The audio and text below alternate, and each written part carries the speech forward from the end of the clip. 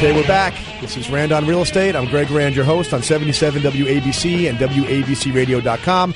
My website is ownamerica.com because you can own a little slice of America and get wealthy as a result.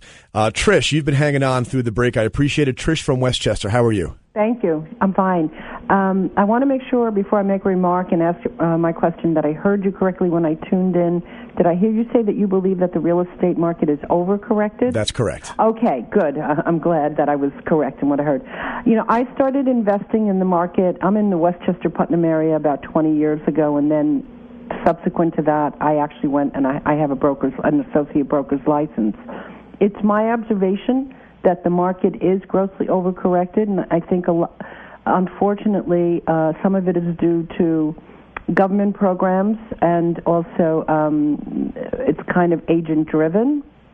Okay. And I was very, very curious to hear, since you and I share the same opinion, you're the first person I've heard say this, why you believe the market is so overcorrected. Okay, I'm glad you asked. There's a few reasons. One is that if you look at a long-term chart depicting the housing cycle, and by the way, you can do that if you go to ownamerica.com, where we have a course for investors that we're launching in April. But I'm giving away the first class for free, you know, just because I can't help myself.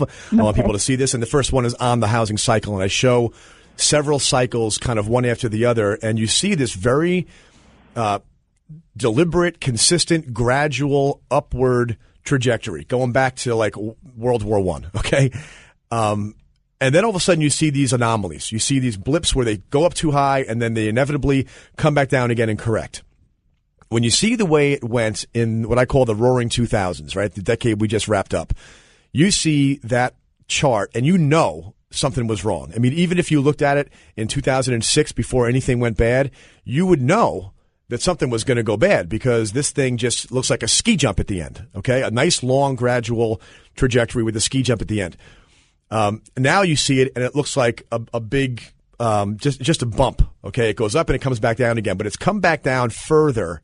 You can see the trending, it's unmistakable, further than it should have. Why is it doing that? Well, for one thing, the prices definitely went too high because you mentioned the government policy on no money down loans to anybody with a signature. Okay, that drove a lot of people out there into the marketplace with what we call Fannie money, like funny money, but Fannie money, a no money down check in their pocket where they were basically not working with their own money. And so, you know the deal. They see a house, it's on the market for $500,000. They've got a check for $525. Somebody else offers $500. They go, okay, well, I'll pay $525 because I have a blank check for $525 in my pocket. That driving of the prices too high caused it to correct harder. And now we have the impact of the Great Recession driving it down deeper. You have the impact of this unprecedented number of defaulting and foreclosing loans. That banks take properties off the market. Banks take properties back from people who don't pay the loans, and they put them on the market. And typically they put them on with what they call 60-day prices, meaning we want this thing sold in 60 days. Now, if the market is absorbing listings, absorbing sales, meaning you put a house on the market and it's taking an average of 120 days to sell, if you want to get it unloaded in 60 days, there's only one way to do that. And it ain't marketing, okay? It's pricing. So when you say, I want to get this thing done in 60 days, you're going to price it a little bit lower to get it to move. The national impact of that and the local impact of that is that bank-owned properties, distress sales, things called short sales that you're probably familiar with, where somebody who's selling the home, they owe more than the home is worth, and they negotiate with the bank to let the bank will forgive some of their debt in order to get the place unloaded. All of those factors cause properties to be sold under market, okay? So you've got a couple of forces happening at the same time. One, too much upward pressure caused a reaction of too much downward pressure. Layered on top of that is the foreclosure and short sale crisis. And if you look at it on the chart, you can see that we're back in most parts of the U.S., we're back to about 2001 prices right now, which means the entire decade is practically erased in terms of that bubble. It's all gone. Now, we noticed in the market that around 2004, buyers were starting to get a little bit squeamish with the way the prices were escalating. And we said, as analysts in the business, we said, okay, something's going on. The marketplace is speaking. The buyers are getting more cautious. Let's put a mark on this chart of 2004 because anything that goes higher than this, we're starting to think might be momentum driven, not real, not market forces, but just momentum forces. So we thought it was going to come back to 2004 levels.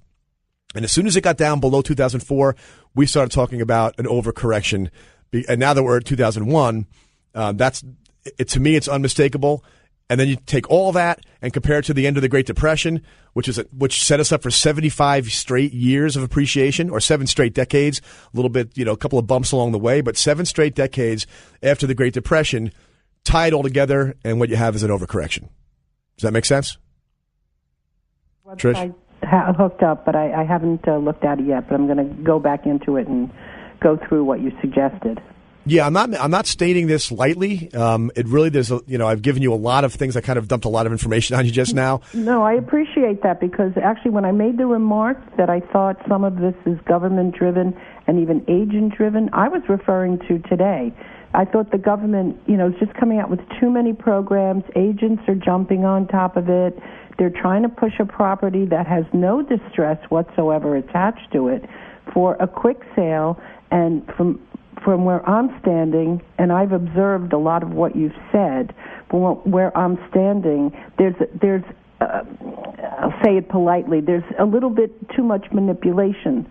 Prices really should be higher than what some things are selling for today. I think you're right. I think manipulation is a good way to put it. When the government tried to help, for example, last year by putting a tax credit in place, and now we can't tell if we're recovering because what are you comparing it to? You're comparing it to an artificial number last year. Very hard to see if the momentum is moving in the right direction. I can feel momentum in the right direction. Another great example is that when you're in New York, the metro area here, a little bit hard to gauge.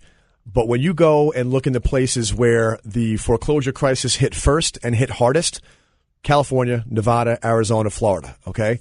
Those places right now, the reports coming in are that more than half of the sales this year so far in those states are all cash investors, okay? Investors are jumping all over these things. Now, when you see investors flocking to a market like that with real money and not leveraged money, not bank money, a blank check in the back pocket. We're talking about going in with all cash to scoop properties up with those kinds of numbers, 50%, 60% of the sales in Las Vegas right now, all cash investors. That's an indicator of somebody, at least, out there thinking the market overcorrected and there's a short-term upside as the market maybe bounces off the bottom. So, it's important to note here that everything I'm talking about is in the context of a slow-moving behemoth. This market is not like Wall Street. It doesn't bounce around, okay? It trends, and it's slow. So when I say now is a phenomenal opportunity, I mean now, next year, the year after, okay? We're going to be in a position you could take your time, in other words, Laura. Well, because I had a question about that. My own personal situation is I have a house in Westchester that is worth less than what I bought it for. Apparently, it dropped by $50,000 or something. And I'm thinking of moving into New York City, but they say that right now prices could not be better in New York City. So what is your advice to somebody who's going to be losing money on their original investment, but being able to take advantage of what's going on right now? My general advice is don't sell now if you can help it. I mean, if you need the money to be able to buy the next thing, that's a different story. But if you're selling in Westchester County and buying in New York tends to lead the suburbs. So whatever's happening here is going to happen in Westchester next. So if you see, for example, if Manhattan is taking a little bit of a jump up, okay, the demand because of this, the supply and demand in Manhattan is just so lopsided. There's just only that much of it around. It's a very small island, and the whole world wants to live here. So the supply-demand curve says that this market went into the meat grinder last, came out first, and is recovering first. But you still have the opportunity because Westchester is just a half a second behind it. Whatever you give up down there, you're going to gain over here in the same kind of percentages. So if you're selling for 5% less than you would have gotten a year ago, you're going to get 5% better, roughly, than you would have gotten a year ago down here in Manhattan. But if you're buying something more expensive, that 5% amounts to a larger dollar figure. Does that make sense? If you're if you're selling and buying at the same time, it's a wash. That's the point. It's a wash. Yeah. Okay, so hang on to what you have, maybe lease to buy something in the city? I'm all about accumulating real estate. I never sold anything. I couldn't even tell you what it's like to sell a piece of real estate. Haven't done it yet. Okay. I wait until I can hold on to these things, and I don't buy the next one until I can afford to buy the next one while keeping the last one, with the exception of the home that I'm living in. I'll trade up in that situation. But so So I'd have to rent where I am in order to rent in the city. Or if you sell, you're neutral because you're doing it Okay. at the same time. Okay. Okay.